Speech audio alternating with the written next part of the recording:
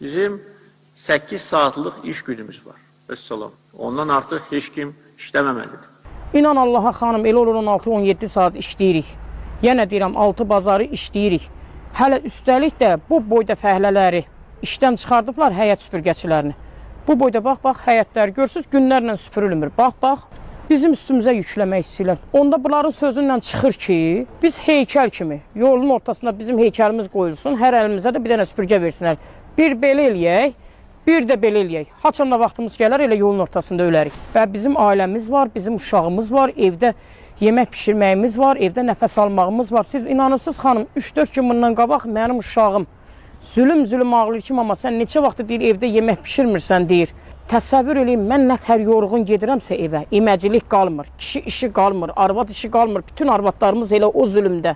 Gedirəm evə, mənim ağzım arıq qalır. Mən özüm ağzıma bir stəkan çay içə bilmirəm, uşağa necə yemək pişirim?